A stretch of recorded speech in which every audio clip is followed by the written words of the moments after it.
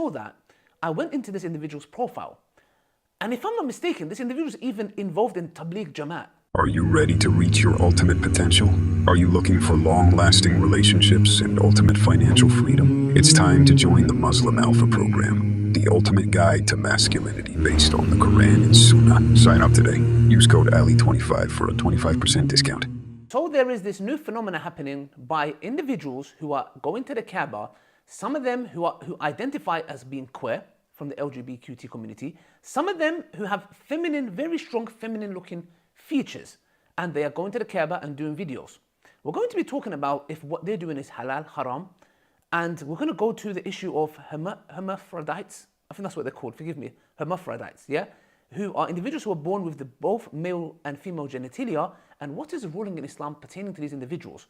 Let's watch these two videos and come back inshallah, because there are important lessons to be learned, because some people are deriving Islam and their rulings from their aql, from their logic.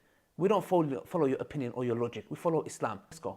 Now, when I saw that, I went into this individual's profile, and if I'm not mistaken, this individual is even involved in Tabligh Jamaat, meaning they give da'wah to Muslims. Yeah, the people give them nasiha, etc. I did my research as much as I can, and I came to the conclusion that I do not know, and I cannot clearly say if this is a man or if this is a woman. I don't know if this individual is a hermaphrodite. I hope I pronounced that right. Yeah, that if they're born with both the genders. Now, let's quickly tackle the one who says that he is or she is a queer. Now, this individual in Islam, number one, is it haram for this individual who might be a homosexual, who might be a queer, who might be a whatever it may be, yeah, entering the haram or doing, argument's sake, coming and doing umrah? There is no evidence from Islam in the Quran or the Sunnah to say that such an individual who's indulged in these sins, yes, is it haram for them being Muslim? No, it's not. They are still a believer. As long as they do not say that their action, what they're doing is, or themselves having this is halal, or them acting on it is halal. If they deem it to be haram, and they say that this is something that, this is how they are, okay, they can say, I have these desires. But to say that desire is halal makes you a kafir. If you say this desire is haram, you're a believer that's sinning. It's as good as saying somebody who commits adultery, drinks alcohol, involved in riba, which can be classed as worse in the context of is waging war against Allah and His Messenger. And how many people are involved in riba? How many people are doing adultery and alcohol? Yes, that's the point there. Do we say they cannot come to Umrah? No, this is jahil. This is being ignorant. I mean, I'm hearing some Medina students, which I'm not going to mention, who are sitting in their home, they have no experience in the dawah, they have no knowledge. They come with this attitude of just because something looks abnormal or they deem that it looks haram, it is haram. All that time you studied in Medina, did you know? Wallahi, mind blown. I'm Ali needs dawah. I'm Ali Jahil. When I see these individuals who have zero experience in the dawah and they studied in Medina, when they come with this stuff, it blows my mind. Did you not learn anything? Simple principles of Islam, did you not learn? Anyways, digressing. The point is what? That doesn't make them a disbeliever. Neither can we say it is haram for them to come and perform umrah. However, if somebody does a video, if I do a video and go to Umrah and go, I'm an adulterer, I'm involved in riba, I wage war on Allah and His Messenger, I drink alcohol. Now you are openly publicizing your sin. And the Prophet ﷺ said, every son of Adam will be forgiven except those who publicly publicize their sin. Yes? Now, if people are coming and bullying and saying they shouldn't be allowed and this, that, you are a 5-star, grade A jahil, ignorant. How could you say somebody who's indulging sins, whatever it may be, cannot come to the haram? If you are someone who commits zina, adultery, riba, alcohol, drink, whatever, murder, whatever it may be, does that mean you cannot come to the haram? So let's be balanced. There are two extremes. One, woo, all goes. You're queer, whatever you do, you act upon it, halal, no problem. One, no. So the point is that addressing the queer, because you are openly propagating. Islam deals with this, as we know, them to go into detail, to openly publicize your sin. Number two, now let's deal with the other individual who has feminine features. I don't know if that's a filter. I don't know if we can't say it's wearing makeup, but it might be a filter, yeah? This person, I went through their videos. I genuinely, wallahi, do not know if it's a man or a woman. I do not know. They might be a hermaphrodite, yes? But the point is what? What is the ruling? Shaykh ibn Uthaymeen says that the one who is born with two genders, yes, they are not allowed to get married. until it is decided what they are. Usually the Sharia says that the active genitalia, which they pee from, yeah, or ejaculate from, or whatever it may be, that is the determining factor of you being a male or a female. Or some scholars even say, which there's different opinion, that we look at the certain features. If this person can have intimacy, they can impregnate, then it's a man. If they can fight like a man, in like the war, they can fight like a man, there's some masculine traits that are there, then the decision will be that is a man. If it's a female, they have very, very feminine features and other factors, etc., signs of period or whatever it may be, then they're a woman. But Shaykh bin Uthaymeen says that they cannot get married. Why? Because if they are not known, is it a male or a man or a woman, them imagine marrying a man and them themselves are a man. It's haram for a man to marry. It's haram. The nikah is not valid. If they are a woman, which they don't know, and they marry another woman, then it's again not permissible. So that's why it is said that they should not be married until the decision is made clear. I'm going to leave a link from Islam Q&A. You can read more in detail about this. But the point is what? Such individuals, which again goes to my point, and I'm going to wrap up on this.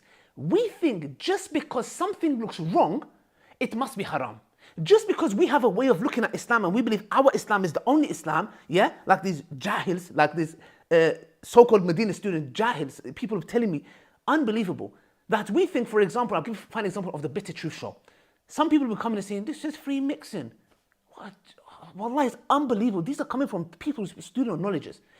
Is there bil ijma that free mixing, for example, doing Hajj, Umrah, free mixing, go into the restaurant, go into university, go into work. There are Muslim men and women who go to work where they have to work with the opposite gender. Is this free mixing? The Sharia has specific rules, and I'm going to put a video of Mufti Munir which explains the balanced view. Not the extreme one, which is the Asadi, our super Salafi brothers, not all of them, who think their Islam is the only way Islam. You don't do this, khalas, you're a person of hawa, a person of desire. There is a balance. When it comes to the bitter truth, people make comments. What ignorance you have to have. Number one, is it haram in any circumstance for a man and woman to talk to each other? No. Is it haram for a man and woman to come in a specific setting? Totally haram? No. In the dawah, when we give dawah to the opposite gender, sometimes I speak to 3-4 girls. They are there. Yeah? Number one, is it in public? Yes. Number two, is it pertaining to dawah? Yes. When the dawah conversation ends, khalas, these are the conditions we follow. With the bitter truth, it's the same thing. People look and think, just because this looks wrong, must be haram. Yani the more everything is haram, it means the more Islam is truth. The Prophet, peace be upon him, said, nobody overburdens them with their religion, thinking everything's haram, except that overtakes them. Yeah? It becomes a burden on them. In the bitter truth show, alhamdulillah, and I'm making a correlation here, is because you look and be like, oh, he looks feminine, etc. They should have banned him. Why should they ban him? If he has that, he's born like that, and he's not putting makeup on, and he's a man, but he has very, very feminine looking features, how could you stop him from the haram doing praying? I mean, maybe he could even give dawah because it's not his fault. He was born like that and he's got feminine features. He looks feminine. Yeah? I've seen videos of this guy where other men in beards are hugging him. So he must be a man maybe. I don't know. Yes? So the point is what? Alhamdulillah, when we do the Bitter Truth show, the sisters that come observe hijab, modesty, alhamdulillah. We sit on separate sofas, alhamdulillah. It is in public, alhamdulillah. And it is for the sake of Allah subhanahu wa ta'ala. And it is pertaining to dawah to prevent the biggest fitna in our time, divorces. Yeah? And that is all I'm going to say. And anybody that doubts that and says, no, you're doing it for this and this, that, let's take the curse of Allah subhanahu wa ta'ala on the liar. Let's take the kitab of Allah and say, you ask Allah's curse, if I'm doing this for clout and fame and views and money, no problem. I will also take you, I will never be sure that I'm doing this genuinely for the sake of Allah, genuinely for this, genuinely for that. No, I ask Allah, inshallah, I'm doing it for that. But since you are so certain I am doing it for those reasons, ask Allah's curse upon you then. It's as simple as that. So the point I mentioned with the bitter truth and this and other elements is we have a group of Muslims who are jahil, who don't have English. Now, can there be a difference of opinion? Can there be scholars like Sheikh Uthaymeen, Sheikh Salih Fawzan, who can come and look at the bitter truth show and say, this is not permissible? 100%, we respect the opinion. But to say that is the opinion and there is no opinion, you are a 5-star grade A jahil.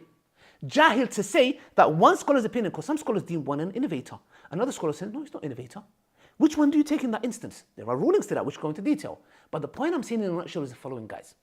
Just because something looks wrong to you, doesn't mean in the Sharia it is haram. I can give you examples from the Prophet Muhammad, peace be upon him, that if I mention to you, A'udhu Billah, you will fall into kufr by saying, whoever did this man is da-da-da-da. And I'll be like, the Prophet ﷺ said this. And Abu Bakr said this. Your jaw will drop. Yeah? So, we even have a fatwa when it comes to from Sheikh Salih Al-Fawzan, Sheikh bin Baz, when it comes to women doing dawah on camera. So, the point is this. Don't take your Islam from your aql.